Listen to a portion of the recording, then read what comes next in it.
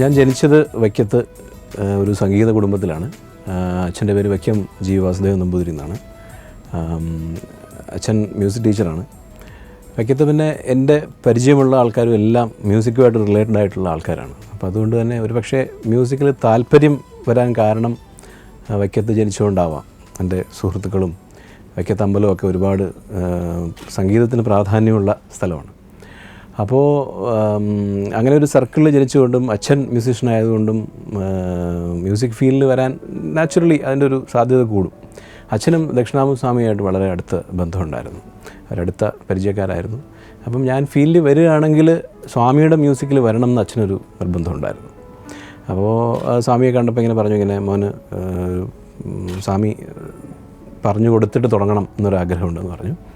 അപ്പോൾ അങ്ങനെ അതിനിപ്പോൾ എന്താ ചെയ്യാം, നമുക്ക് വൈക്കത്തെ മേശാന്തിയോട് തിരുമേനോട് പറഞ്ഞോളൂ എന്ന് പറഞ്ഞിട്ട് ഒരു 10 പാട്ട് 92-ലാണത്.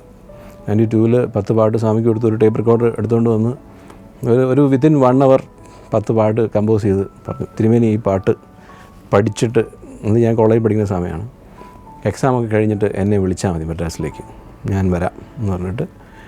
അപ്പോൾ എന്നെ സംബന്ധിച്ചും സ്വാമി എന്ന് പറയുന്നത് അന്ന് അച്ഛൻ്റെ കൂടെ വരുന്നയാൾ, ഞാൻ പാടാൻ പറയുമ്പോൾ പാടി കേൾപ്പിക്കും, അതുപോലെ അമ്പലത്തിൽ പോവുക, അങ്ങനെയുള്ള ദക്ഷിണാമൂർത്തി സ്വാമി എന്നുള്ള ഒരാൾ അന്ന് അത്രയും ഒരു പരിചയക്കാരെന്നുള്ളത്. പിന്നീടാണ് പ്രൊഫഷനിൽ വന്നപ്പോഴാണ് ഇദ്ദേഹം എത്ര വലിയൊരു വ്യക്തിയാണ്, അല്ലെങ്കിൽ ആ ഒരു ലെജൻഡാണ്, മ്യൂസിക് ഡയറക്ടേഴ്സിലുള്ള ഒരു ലെജൻഡാണെന്നുള്ളത് പിന്നീടാണ് മനസ്സിലായത്. ഇപ്പോൾ സ്വാമിയുടെ മ്യൂസിക്കിൽ ആദ്യം പാടിയത് 93-ലാണ് പാടിയത്, 92-ൽ പറഞ്ഞു വന്നു, 3-ലാണ് റെക്കോർഡിങ്, അത് ഇറങ്ങിയത് 93-ലാണ്. ശിവം എന്നായിരുന്നു അതിൻ്റെ ടൈറ്റിലിൻ്റെ, പാൻ മ്യൂസിക് മറ്റായിരുന്നു റിലീസ് ചെയ്തത്. സ്വാമിയുടെ ഫസ്റ്റ് ആ 10 പാട്ട് പാടാൻ സാധിച്ചാണ് എൻ്റെ പ്രൊഫഷനിൽ എനിക്ക് ഏറ്റവും ഒരു ഇമ്പോർട്ടൻ്റ് ആയിട്ടുള്ള പറയും. എല്ലാവരും ഇപ്പോൾ ജയേട്ടനൊക്കെ തന്നെ പറയാറുണ്ട്, പി ജയചന്ദ്രനൊക്കെ, ഞങ്ങൾക്കൊക്കെ തന്നെ സ്വാമിയുടെ പാട്ടുകൾ 10 പാട്ട് പാടാൻ പറ്റിയിരിക്കുന്നത് വളരെ അപൂർവമാണ്, ഒരു ഡിവോഷണൽ ആസ്പെക്റ്റിൽ. അപ്പോൾ അതിൽ തുടങ്ങാൻ പറ്റുക എന്ന് പറയുന്നൊരു വലിയ ഭാഗ്യമെന്ന് പറഞ്ഞു. അപ്പോൾ എനിക്ക് അങ്ങനൊരു ഭാഗ്യം കിട്ടി സ്വാമിയുടെ.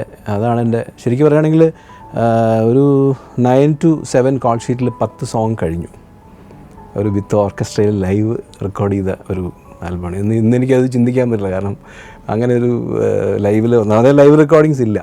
അപ്പോൾ അന്നത്തെ ഒരു സമയത്ത് അങ്ങനെ ഒരു എക്സ്പീരിയൻസ് എനിക്ക് കിട്ടി എന്നുള്ളത്. അതിൻ്റെ ഓഡിയോ റിലീസ് വൈക്കത്ത് വെച്ചിട്ട് ദാസേട്ടനാണ് വന്ന് ചെയ്തത്. അച്ഛനും ദാസേട്ടനും ക്ലാസ്മേറ്റ്സാണ്, അവർ മ്യൂസിക് കോളേജിൽ ഒരുമിച്ച് പഠിച്ചതാണ്, ഒരു റൂമിൽ താമസിച്ച് പഠിച്ചവരാണ് അവർ രണ്ടുപേരും. അത്രയും അടുപ്പമുള്ളതുകൊണ്ട് സ്വാമിയുടെയും കൂടെ ആയതുകൊണ്ട് ദാസേട്ടൻ വന്നത് വൈക്കത്തമ്പലത്തിൽ വെച്ചാണ് ചെയ്തത്. അപ്പോൾ എൻ്റെ കരിയറിൻ്റെ സ്റ്റാർട്ടിങ് എന്ന് പറയുന്നത് അങ്ങനെ ഒരു എന്താ പറയുക, ഒരു സ്വാമിയെപ്പോലെ ഒരു വലിയൊരാളുടെ മ്യൂസിക്കിൽ പാടാൻ പറ്റി. ദാസേട്ടൻ റിലീസ് ചെയ്യുക വൈക്കത്തമ്പലത്തിൽ, കോളേജിൽ പഠിക്കുന്ന സമയമാണ്. കോളേജിലൊക്കെ ശരിക്കും പറഞ്ഞാൽ സിനിമാ പാട്ടിനേക്കാളും കൂടുതൽ എനിക്ക് തോന്നുന്നു ഡിവോഷണൽ കാസറ്റ് ഞാൻ പലർക്കും കൊടുക്കുകയുണ്ടായി എന്ന് എനിക്ക് തോന്നിയിട്ടുണ്ട്. അങ്ങനെ ഒരു സ്റ്റാർട്ട് എനിക്ക് കിട്ടി. കണി കണ്ടുണരുവാൻ അടിയനു മോഹം, അടിമുടി ശങ്കരരൂപം, കലികാലവരദനം തിരുവൈക്കത്തപ്പൻ്റെ ആനന്ദജ്യോതിസ്വരൂപം.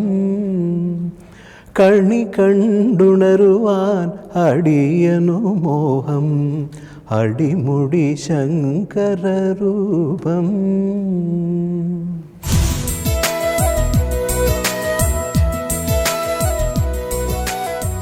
ശിവം പാടിക്കഴിഞ്ഞിട്ട് എനിക്ക് എറണാകുളത്ത് കുറേ ട്രാക്കുകൾ പാടാനുള്ള അവസരം കിട്ടി. ഉണ്ണിയേട്ടൻ്റെ, ജയേട്ടൻ്റെ പോലെയുള്ള സിംഗേഴ്സിൻ്റെയൊക്കെ ഈ ഒരു എക്സ്പീരിയൻസിൽ അന്ന് ഓർക്കസ്ട്രക്കാരൊക്കെ ഉണ്ട്, PR മുരളിയെ പോലുള്ള ആൾക്കാരൊക്കെ ഉണ്ടായിരുന്നു.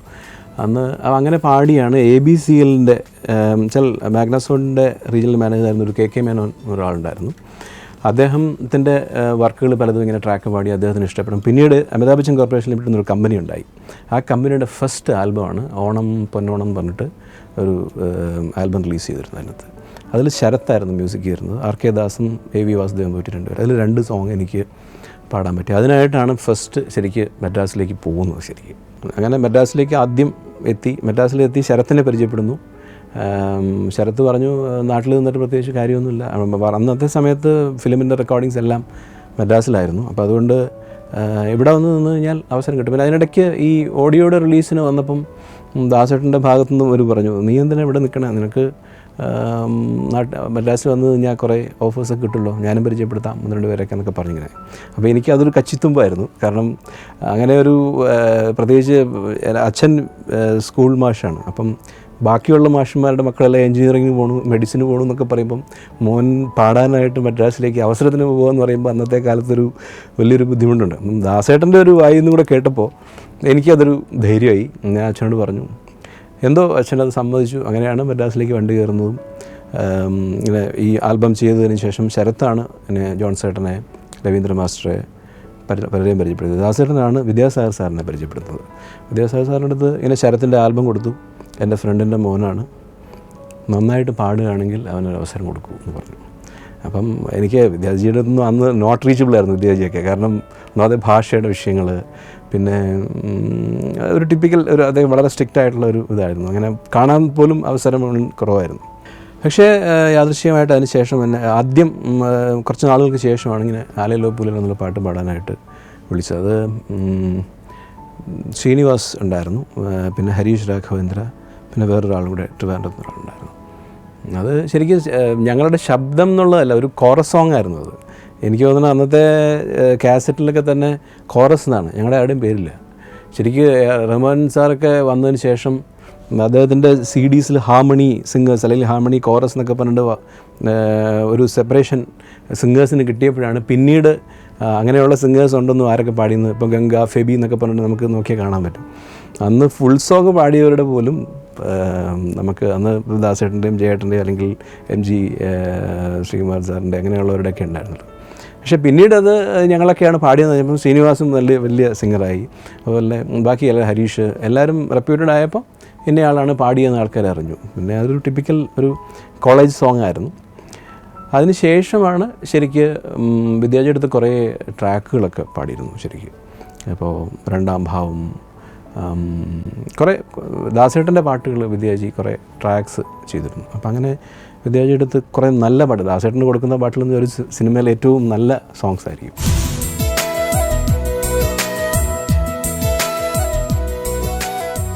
മറവത്തൂർ കനവിൻ്റെ പാട്ട് എന്ന് പറയുന്നത് അത് രവീന്ദ്ര മാസ്റ്ററാണ് ചെയ്തത്. ഗിരീഷേട്ടൻ എഴുതി രവീന്ദ്ര മാസ്റ്റർ ഒരു ഫില്ലറായിട്ട് ചെയ്ത പാട്ടാണ്. പക്ഷേ വിദ്യാജി പോലും അറിഞ്ഞില്ല, വിദ്യാജി അറിഞ്ഞില്ല, ആലുവേട്ടനും അറിഞ്ഞില്ല. ശരിക്കും സത്യം പറയുകയാണെങ്കിൽ വിദ്യാജി ട്രാക്ക് പാടുന്ന സമയത്ത് ഈ മറന്നിട്ടും എന്തിനോ എന്നുള്ളതിൻ്റെ ട്രാക്ക് ഞാൻ പാടിയിരുന്നു അതിനകത്ത് ആ സമയത്ത്. അപ്പോൾ അത് വിദ്യാജിക്ക് വലിയ ഇഷ്ടമായിരുന്നു. അത് കഴിഞ്ഞ് ലാലുവേട്ടൻ വന്നപ്പം ഈ സോങ് കേട്ടപ്പോൾ എൻ്റെ അടുത്ത് ചോദിച്ചു, നിൻ്റെ പാട്ട് ഞാൻ കേട്ടിട്ടുണ്ട് എൻ്റെ ഒരു മൂവിയിൽ, മറവത്തൂർ കനവ് എന്നൊരു മൂവിയിൽ ഫില്ലറായിട്ട്. അപ്പം അതിൽ അത്ര ഒരുപാട് മെലഡീസ് ഉണ്ടായിരുന്നില്ല. അപ്പോൾ എൻ്റെ അടുത്ത് പലരും ചോദിച്ചു, നിങ്ങളെന്താ ഈ CD-യിൽ ഇത്രയും നല്ലൊരു, ഈ കാസറ്റിൽ ഇത്രയും നല്ലൊരു സോങ് ഉണ്ടായിട്ട് എന്താണ് വിഷ്വൽ ചെയ്യാമായിരുന്നു എന്ന് ചോദിച്ചു ലാലുവേട്ടൻ്റെ അടുത്ത്. അപ്പോൾ ലാലുവേട്ടൻ പറഞ്ഞു, ഞാൻ തന്നെ അറിഞ്ഞിട്ടില്ല ആ പാട്ട് എങ്ങനെയാണ് ആ CD-യിൽ വന്നതെന്നുള്ളത് അറിയില്ല എന്നാണ്. കാരണം ഈ ഫില്ലറായിട്ട് ചിത്രചേച്ചിയും ഞാനും കൂടെ ആയിരുന്നു പാടിയിരുന്നത്, തിങ്കൾ കുറി തൊട്ടെന്നുള്ള സോങ്. 2 സോങ് ഉണ്ടായിരുന്നു അതിൻ്റെ അകത്ത്.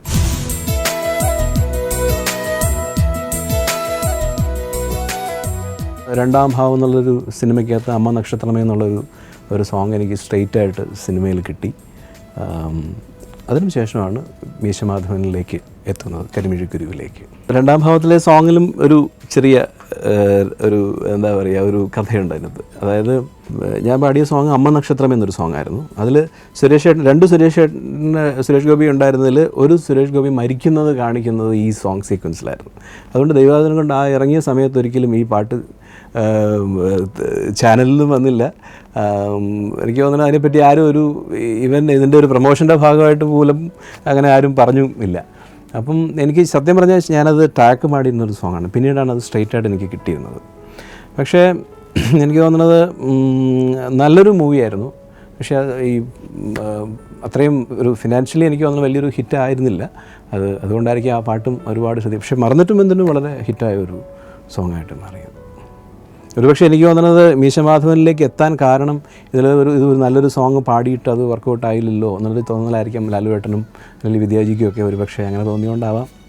അടുത്തൊരു സിനിമ മീശമാധവൻ വന്നപ്പോൾ ഒരു സ്ട്രെയിറ്റ് സോങ്ങാണ് എന്ന് പറഞ്ഞ് നിനക്കിത് ട്രാക്കല്ല, നിൻ്റെ കരിയറിലെ ഏറ്റവും ഒരു ഹിറ്റായ, നീ എത്ര പാട്ട് പാടിക്കഴിഞ്ഞാലും ഈ ഒരു പാട്ടിൻ്റെ പേരിലായിരിക്കും നീ അറിയപ്പെടുന്നതെന്ന് വിദ്യാജി പറഞ്ഞു തന്നൊരു പാട്ടാണ് കരിമിഴിക്കുരുവി. കരിമിഴിക്കുരുവിയെ കണ്ടില്ല, നിൻ ചിരിമണി ചിലമ്പൊലി കേട്ടില്ല, നീ പണ്ടേ എന്നോടൊന്നും മിണ്ടിയില്ല.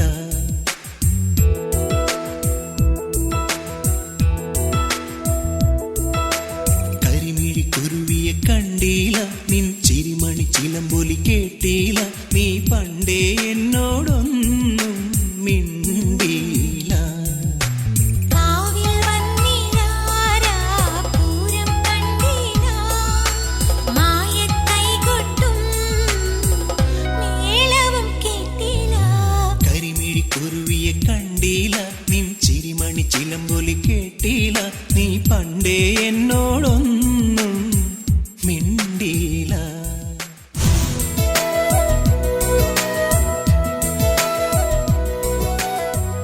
വലിയൊരു ടീം വർക്കായിരുന്നു. മീശമാധവൻ എന്നുള്ള മൂവി തന്നെ എനിക്ക് തോന്നുന്നു ഇപ്പോഴും ഒരു ചാനൽ മാറ്റുമ്പം ഈ സിനിമ വന്നു കഴിഞ്ഞാൽ അത് വേറൊരു ചാനലിലേക്ക് പോകാനാരും ചിന്തിക്കാറില്ലെന്ന് എനിക്ക് തോന്നാറുണ്ട്. അതിൻ്റെ ഒരു കോമഡി ആണെങ്കിലും മ്യൂസിക് ആണെങ്കിലും അതിലിപ്പോൾ ദിലീപേട്ടൻ, കാവ്യ, എല്ലാം കൊണ്ടും നല്ല വിഷ്വൽസ്, ഇതെല്ലാം ഒരു ഹിറ്റ്. എനിക്ക് തോന്നുന്നത് പലപ്പോഴും തോന്നിയിട്ടുണ്ട് ഒരു ഹിറ്റ് സോങ് ഉണ്ടാകുന്നത് ഒരു നല്ലൊരാൾ എഴുതിയതുകൊണ്ടോ ഒരു നല്ലൊരാൾ മ്യൂസിക് ചെയ്തുകൊണ്ടോ നല്ലൊരാൾ പാടിയതുകൊണ്ടോ മാത്രമല്ല, ഇതൊരു ഗ്രൂപ്പ് വർക്കാണ്. നല്ല വിഷ്വൽ ഉണ്ടാവണം, ആ സിനിമയിൽ നല്ലൊരു സിറ്റുവേഷൻ ആ സോങ്ങിനുണ്ടാവണം.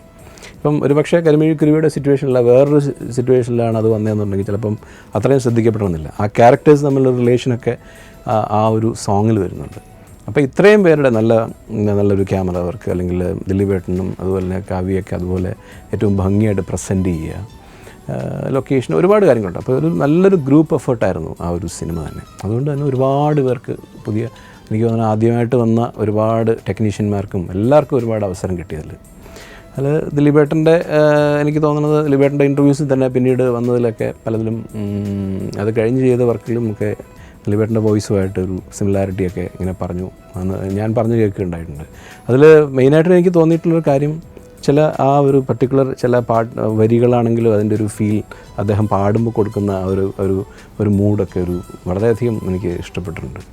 അപ്പം അത് എന്താണ് എൻ്റെ കെമിസ്ട്രി എന്ന് പലരും ചോദിച്ചിട്ടുണ്ട്. അതൊന്നുമില്ല, ഓരോരുത്തരും അവരവരുടെ വർക്ക് ഏറ്റവും ഭംഗിയായിട്ട് ചെയ്യുക എന്നുള്ളതാണ് എൻ്റെ. അപ്പോൾ എൻ്റെ പാട്ട് കഴിഞ്ഞ് കഴിഞ്ഞാൽ ആ പാട്ട് കേൾക്കുമ്പോൾ അത് എങ്ങനെ എക്സ്പ്രസ് ചെയ്യണമെന്നും അല്ലെങ്കിൽ അതിനുവേണ്ടി ഒരു ഹാർഡ് വർക്ക് എല്ലാവരും നടത്തുന്നതുകൊണ്ടാണ് ശരിക്കും പറഞ്ഞാൽ ആ വിഷ്വലും എല്ലാം ഭംഗിയായിട്ട് വന്നത്. അത് ഏറ്റവും ഹിറ്റായി മാറുകയും ചെയ്തു.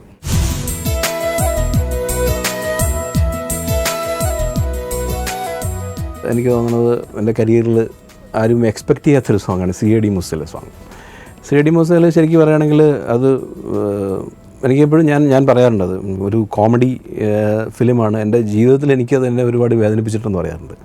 കാരണം അതിൽ സീക്വൻസ് എന്ന് പറയുന്നത് ഈ കുട്ടികൾക്ക് എപ്പോഴും കാണാൻ ആഗ്രഹിക്കുന്ന ഒരു ഇതാണ്. ഈ സലീം കുമാറും അല്ലെങ്കിൽ കൊച്ചിൻ ഹനീഫ ഒക്കെ എല്ലാവരും കൂടെ ചേർന്നിട്ടൊരു ഹരിശ്രീ അശോകേട്ടൻ ഇവരെല്ലാവരും കൂടെ ചേർന്നിട്ട് ഭയങ്കര കോമഡിയാണ്. അപ്പോൾ ആ പാട്ടെന്ന് പറയുന്നത് ഈസി ആയിട്ട് പാടാൻ പറ്റുന്നൊരു സോങ് അല്ല ശരിക്കും. ഒരുപാട് റാപ്പും മെയിൻ സോങ് പോർഷൻ ഞാൻ പാടിയിരുന്നു, ബാക്കി റാപ്പും വേറെ ആൾക്കാരാണ് പാടിയിരുന്നത്. അപ്പോൾ അതിൽ കൊടുത്തപ്പോൾ എന്താണെന്ന് വെച്ചാൽ എല്ലാവരുടെയും പേര് ഒരുമിച്ചാണ് കൊടുത്തിരുന്നത്. അപ്പം അന്ന് എൻ്റെ പേര് കഴിഞ്ഞതിന് ശേഷം പിന്നെ ടിപ്പു, ടിമ്മി, കാർത്തിക്, അങ്ങനെ കുറേ ആൾക്കാർ പാടിയിട്ടുണ്ടായിരുന്നു. ഈ പാട്ടിൻ്റെ സീക്വൻസ് വരുന്നപ്പോൾ എന്താ വെച്ചാൽ ചിലപ്പം കുറേ അതിൻ്റെ വാക്കുകളും ഒക്കെ കുറേ ടഫായിട്ടുള്ളൊരു പാട്ടുണ്ട്. അപ്പോൾ അതിൻ്റെ എൻഡിങ്ങൊക്കെ കുറേ സംഗതികളും ഇത്രയൊക്കെ കഷ്ടപ്പെട്ട് പാടിയതിന് ശേഷം തിയേറ്ററിൽ പോയി കണ്ടപ്പം എല്ലാവരും ഭയങ്കര ചിരിയാണ്. ആരും ഇതിൻ്റെ ഒരു പാട്ടിനെ ഇത്രയും കഷ്ടപ്പെട്ട് പാടി വെച്ചു ആരും നോക്കുന്നില്ല. ഞാനിങ്ങനെ അങ്ങോട്ടും ഇങ്ങോട്ടുമൊക്കെ നോക്കിയിട്ട് എനിക്ക് ആകെ ഭയങ്കര വിഷമം തോന്നി. ഈശ്വര, ഇത് ഭയങ്കര ചിരിയാണ്. പിള്ളേരാണെങ്കിലും അടുത്തിരിക്കണം, ആരും പാട്ട് കേൾക്കണില്ല. അപ്പം എനിക്ക് സത്യം പറഞ്ഞാൽ ഈവൻ കാർത്തികൊക്കെ എൻ്റെ അടുത്ത് ചോദിക്കാറുണ്ട്, എങ്ങനെയാണ് ആ സംഗതി പാടിയത് എന്ന് ചോദിക്കാറുണ്ട് ആ പാട്ടിനൊക്കെ. അപ്പോൾ ചില പാട്ടുകൾ അങ്ങനെയാണ്, നമ്മൾ വിചാരിക്കുന്ന രീതിയിൽ ആൾക്കാർ റെസ്പോണ്ട് ചെയ്യുന്നത്. അതിന് കോമഡി സീക്വൻസാണ്, അതങ്ങനെ ഒരു രീതി വിദ്യാജി കമ്പോസ് ചെയ്തു എന്നുള്ളതേ ഉള്ളൂ. അതൊരു കരിയറിൽ ഒരു ഡിഫറെൻ്റ് ആയിട്ടുള്ളൊരു സോങ്ങായിരുന്നു. കുട്ടികൾക്കൊക്കെ ഒരുപാട് ഇഷ്ടമുള്ള പാട്ടായിരുന്നു.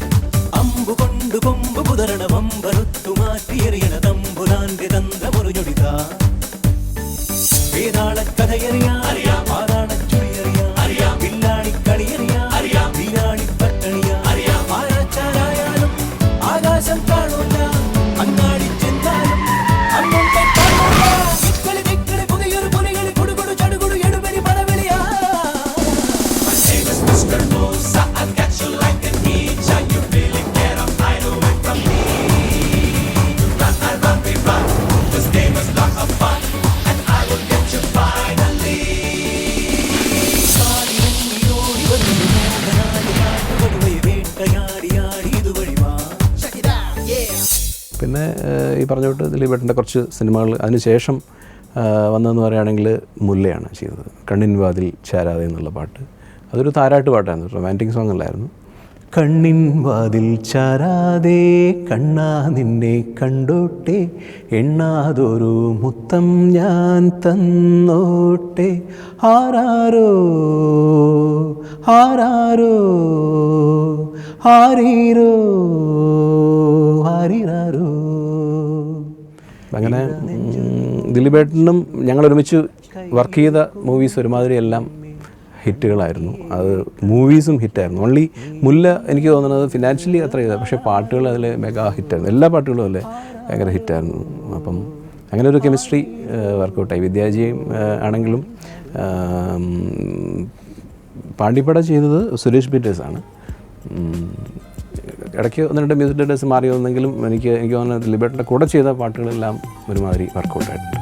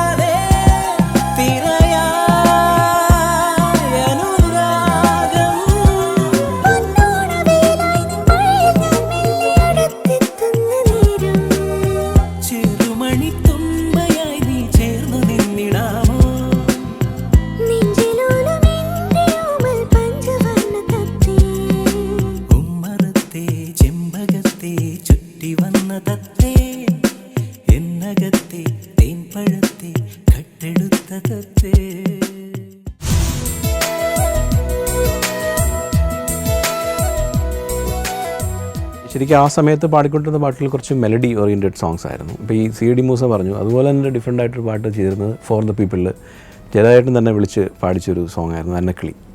അതിൽ 2 വേർഷൻ ഉണ്ടായിരുന്നു, ജാസിയുടെ വേർഷൻ ഉണ്ടായിരുന്നു, എൻ്റെ വേർഷൻ ഉണ്ടായിരുന്നു. കുറേ മെലഡി വന്നതിന് ശേഷം ഒരു ഫാസ്റ്റ് നമ്പർ എന്നുള്ള രീതിക്ക് വരുമ്പോൾ സാധാരണ രീതിക്ക് ഒരു സിംഗറെ സംബന്ധിച്ചിടത്തോളം ഒരു വെർസിറ്റാലിറ്റി പ്രൂവ് ചെയ്യാൻ പറ്റുന്ന ഒരു അവസരമായിരുന്നു. പക്ഷേ ആ സിനിമയിൽ യൂസ് ചെയ്തിരുന്നത് ജാസിയുടെ വേർഷനായിരുന്നു. കാരണം ആ സമയത്ത് ജാസിയുടെ മറ്റേ ലജ്ജാവതി എന്നുള്ള സോങ് ഒരുപാട് ഹിറ്റായിരിക്കുന്ന ഒരു സമയമായിരുന്നു. പക്ഷേ ഗാനമേളകളൊക്കെ ഈ പാട്ട് ഒരുപാട് പേര് ചോദിച്ചിട്ട്, പിന്നെ ഈ FM സ്റ്റേഷൻസൊക്കെ ഈ പാട്ടുകൾ CD-യിലുള്ള എല്ലാ വേർഷനും അവർ പ്ലേ ചെയ്യുന്നുണ്ട്. സിനിമയിലുണ്ടായിരുന്നെങ്കിൽ കുറച്ചുകൂടെ എനിക്ക് തോന്നുന്നു ആ സമയത്ത് കുറേ കൂടെ ഫാസ്റ്റ് നമ്പേഴ്സ് ആയിട്ടുള്ള പാട്ടുകളും കിട്ടുമായിരുന്നു എന്നെനിക്ക് തോന്നിയിട്ടുണ്ട്.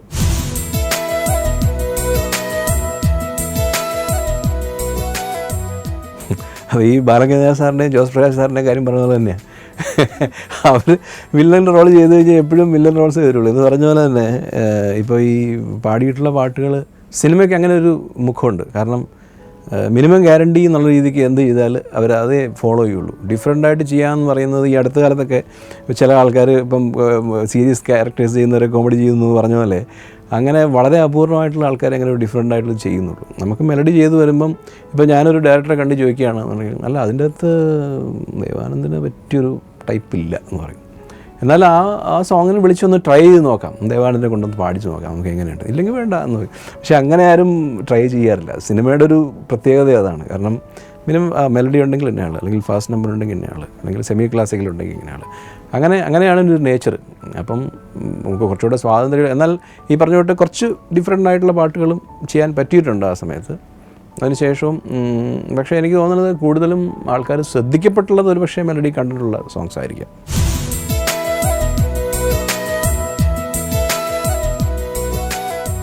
അന്യഭാഷയിൽ എനിക്ക് മലയാളത്തിൽ പാടുന്നതിന് മുമ്പ് തന്നെയാണ് ഞാൻ ഈ ഒരു 1-2 തെലുഗു മൂവീസിൽ ചെയ്തിരുന്നു.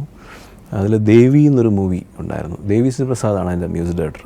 ദേവി എനിക്ക് മദ്രാസിൽ നേരത്തെ തൊട്ട് അറിയായിരുന്നു. എൻ്റെ വീട്ടിൽ അവിടെ പോയി കോമൺ ഫ്രണ്ട്സും ഒക്കെ ഉണ്ടായിരുന്നു. അപ്പോൾ ദേവി ആദ്യം തന്നെ ചെയ്യുമ്പോൾ തന്നെ എൻ്റെ കമ്പോസിങ്ങിനൊക്കെ ഞാൻ പോയിരിക്കാറുണ്ട്. ദേവിയുടെ 3-4 പടങ്ങൾ, നൗത്തൂബത്തക്കാലര ദേവി എന്നുള്ള പടത്തിൻ്റെ, പിന്നെ റീ റെക്കോർഡിങ്ങിലെ കുറേ പോർഷൻസ്, അങ്ങനെയൊക്കെ കുറേ ദേവിയായിട്ട് ആദ്യം തൊട്ട് അടുപ്പമുണ്ടായിരുന്നു.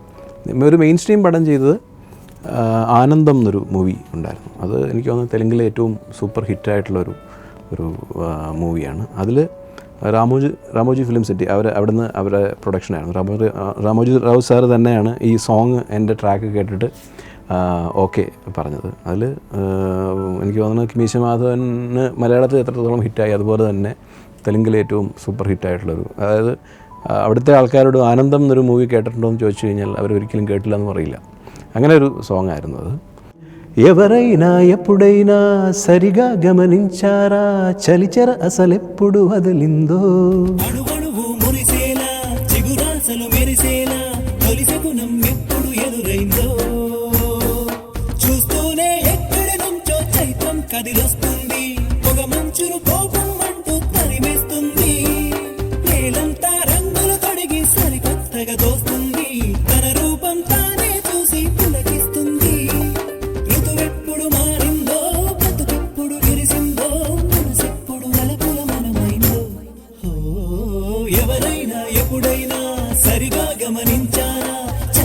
ఆశలెప్పుడు వదిలిందో అణువణువు మురిసేలా చిగురాశలు మెరిసేలా తొలి సగుణం ఎప్పుడు ఎదురైందో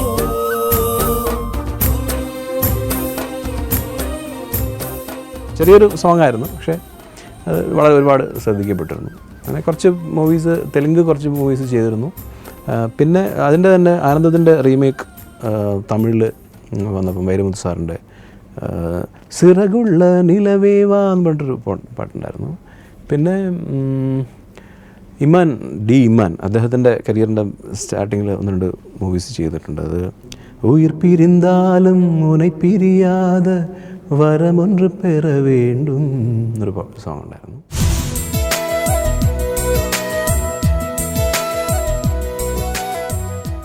മീശമാധവൻ പോലെ തന്നെ എൻ്റെ കരിയറിൽ ഏറ്റവും ബ്രേക്കായിട്ട് വന്നൊരു സോങ്ങാണ് കാത്തിരുന്ന പെണ്ണല്ലേ എന്നുള്ള ക്ലാസ്മേറ്റ്സിലെ പാട്ട്. അത് ലാലുവേട്ടൻ തന്നെയായിരുന്നു. വയലാർ ശരത്തേട്ടനും അലക്സ് പോൾ സാറും, അത് രണ്ടുപേരും മ്യൂസിക് അലക്സ് പോൾ ഏട്ടനായിരുന്നു.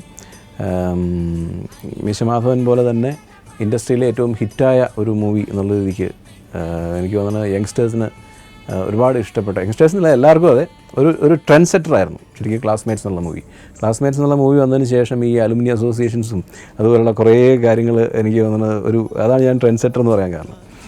അപ്പം അതിൻ്റെ ഒരു ഭാഗമാകാൻ സാധിച്ചു എന്നുള്ളത് എനിക്കും ഒരു വലിയൊരു ഭാഗ്യമായിട്ട് എനിക്ക് തോന്നിയിട്ടുണ്ട്. പ്രത്യേകിച്ച് ആ മൂവീസിൽ ഒരു പ്രത്യേകത പറയാനുള്ളത്, എൻ്റെ നേരത്തെ പേര് പ്രതാപേന്ദ്രൻ എന്നായിരുന്നു, പ്രതാപ് എന്നാണ് വിളിച്ചുകൊണ്ടിരുന്നത്.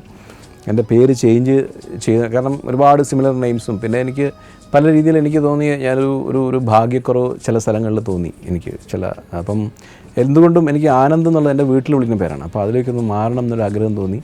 അപ്പം അത് ദേവാനന്ദ് എന്നാക്കിയതിന് ശേഷം അച്ഛൻ്റെ പേര് വാസുദേവൻ നമ്പൂതിരി എന്നായതുകൊണ്ട് ദേവ് ആനന്ദ് അങ്ങനെയാണ് പുതിയ പേരുണ്ടായത്. അപ്പോൾ അതിന് ശേഷം അതൊരു വലിയ റിസ്ക്കായിരുന്നു. കാരണം അതുവരെ നമ്മൾ കുറേ സിനിമകൾ പാടുകയും ഒട്ടും പരിചയമില്ലാത്തൊരു വേറൊരു പേരിലേക്ക് മാറുമ്പോൾ എന്ന് പറയുമ്പോൾ നമ്മൾ ഇല്ലത്തുനിന്ന് പുറപ്പെടുകയും ചെയ്തു, ഒന്നാമത്തോട്ട് എത്തിയില്ല ഒരു രീതി വരും. അപ്പോൾ ഒരു വലിയ റിസ്ക്കായിരുന്നു. പക്ഷേ എന്തോ ദൈവാധീനം അതിന് ശേഷം കിട്ടിയ സിനിമയാണ് ക്ലാസ്മേറ്റ്സ്. അതിൽ ശ്രദ്ധിക്കപ്പെടുന്നൊരു സോങ് കാത്തിരുന്ന പെണ്ണല്ലേ കിട്ടി. അതുകൊണ്ട് എനിക്ക് ആ പേരൊന്ന് രജിസ്റ്റർ ചെയ്യാൻ പറ്റി. കാരണം ക്ലാസ്മേറ്റ്സ് മീശമാധവനിൽ നിന്നും ക്ലാസ്മേറ്റ്സിലേക്ക് എത്തുമ്പം മീഡിയാസൊക്കെ ഒരുപാട് വളർന്നു. കാരണം FM സ്റ്റേഷൻസ് വന്നു, ലൈവ് ഇൻ്റർവ്യൂസ് വന്നു. അങ്ങനെ ഒരുപാട് ഘടകങ്ങൾ നമുക്കിപ്പം എന്താ പറയുക, കോളേജസിലൊക്കെ തന്നെ ഇതിൻ്റെ ഷൂട്ടൊക്കെ വന്നു, നമുക്ക് ലൈവായിട്ട് ആ ഫിലിമിൻ്റെ കാര്യങ്ങളൊക്കെ പറഞ്ഞുകൊണ്ടുള്ള ഒരുപാട് ഷോസ് വന്നു. പിന്നെ സോഷ്യൽ മീഡിയാസ് വന്നു. അപ്പം ശരിക്കും മീശമാധവനിൽ എനിക്ക് അത്രയും ഒരു എക്സ്പോഷർ എനിക്ക് അന്ന് കൊടുക്കാനും പറ്റിയിരുന്നില്ല. പ്രത്യേകിച്ച് ഞാൻ മദ്രാസിൽ താമസിച്ചുകൊണ്ടിരുന്ന സമയത്തായിരുന്നു അത് പാടിയിരുന്നത്. ക്ലാസ്മേറ്റ്സ് ആയപ്പോൾ ഞാൻ നാട്ടിലേക്ക് മാറിയിരുന്നു. അപ്പോൾ അതുകൊണ്ട് അതിന് കുറച്ചുകൂടെ ഒരു എക്സ്പോഷർ എനിക്ക് അതിൽ കിട്ടി എന്ന് എനിക്ക് തോന്നിയിട്ടുണ്ട് പലപ്പോഴും. ആ മൂവി ഹിറ്റായിരുന്നു, ആ പാട്ടുകളും എല്ലാം തന്നെ ഹിറ്റായിരുന്നു, നല്ല വിഷ്വൽസും ഒക്കെ. ജോത്സിനോട് ചേർന്നിട്ടാണ് പാടിയത്. കാത്തിരുന്ന പെണ്ണല്ലേ കാലമേറെയായില്ലേ, മുള്ളുപോലെ നൊന്തില്ലേ നോവിലിന്നു തേനല്ലേ, വൈകി വന്ന രാവല്ലേ രാവിനെന്തു കുളിരല്ലേ, ഉള്ളിലുള്ള പ്രണയം തീയല്ലേ.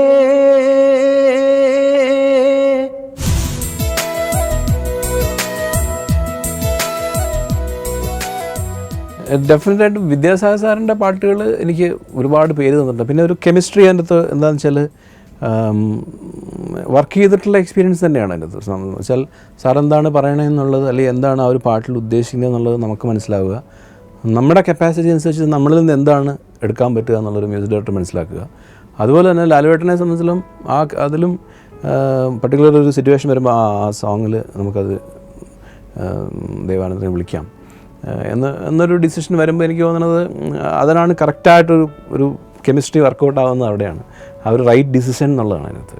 അപ്പോൾ അതിൽ പിന്നെ ഡിവോട്ടഡ് ആയിട്ട് ഇപ്പം വിദ്യാജി പറയുമ്പം ചില സോങ്സ് വരുമ്പോഴത്തേക്കും എനിക്ക് സോഫ്റ്റ് ആയിട്ടുള്ള റെൻഡറിങ് അല്ലാണ്ട് ഞാൻ ചിലപ്പോൾ ഒരു പക്ഷേ ഒന്ന് മാറ്റി പാടി. അപ്പം വിദ്യാജി പറയുന്നത് നീ എന്താ അങ്ങനെ പാടണേ, നീ എനക്ക് പാടുന്ന മാതിരി പാട് എന്ന് പറയും. കാരണം എന്താ വെച്ചാൽ അതിനൊരു ഒരു സ്റ്റൈൽ ഓഫ് റെൻഡറിങ് അദ്ദേഹത്തിന് ഇഷ്ടപ്പെടുന്നുണ്ട്. കാരണം ഫീലിന് ഒരുപാട് ഇമ്പോർട്ടൻസ് ഉണ്ട് വിദ്യാജിക്ക്. അപ്പം അദ്ദേഹം അപ്പോൾ അവിടെ പോകുമ്പോൾ നേരെ വെച്ച് രവീന്ദ്ര മാഷിൻ്റെ അടുത്ത് വരുമ്പോൾ അങ്ങനെ ആവണമെന്നില്ല, അത് വേറൊരു രീതിയാണ്. ദീപക് ദേവിൻ്റെ അടുത്ത് വരുമ്പോഴോ അല്ലെങ്കിൽ ഇപ്പം പുതിയ വേറെ കമ്പോസേഴ്സൊക്കെ വരുമ്പോഴത്തേക്കും അതെല്ലാം ഓരോരോ രീതികളാണ്. ഇപ്പം പുതിയ കമ്പോസേഴ്സ് വരുമ്പോൾ ചിലപ്പോൾ പക്ഷേ അവർക്ക് ഓപ്പൺ സിംഗിങ് ആവില്ല, കുറച്ചൊരു ഹസ്കി കുറച്ചൊരു എയർ ഒരു എന്താ പറയുക അങ്ങനെയുള്ള ടൈപ്പ് വോയിസ് ആയിരിക്കും ചിലപ്പോൾ അവർക്ക് ഇഷ്ടപ്പെടുന്നത്. അപ്പോൾ അതൊക്കെ ഏത് ടൈപ്പ് നമുക്ക് പാടാൻ പറ്റണം, പക്ഷേ നമുക്ക് പാടിയാൽ നന്നാവുന്നതെന്നൊരു കാര്യം കൂടെ ഉണ്ട്, അതേ നമുക്ക് വർക്കൗട്ട് ആവുള്ളൂ. പൂങ്കാറ്റിനോടും കിളികളോടും കഥകൾ ചൊല്ലി നീ, കളികൾ ചൊല്ലി കാട്ടുപൂവിൻ കരളിനോടും നീ, നിഴലായി അലസമലസമായി അരികിലൊഴുകി ഞാൻ, ഇളം പൂങ്കാറ്റിനോടും കിളികളോടും കഥകൾ ചൊല്ലി നീ, കളികൾ ചൊല്ലി കാട്ടുപൂവിൻ കരളിനോടും നീ.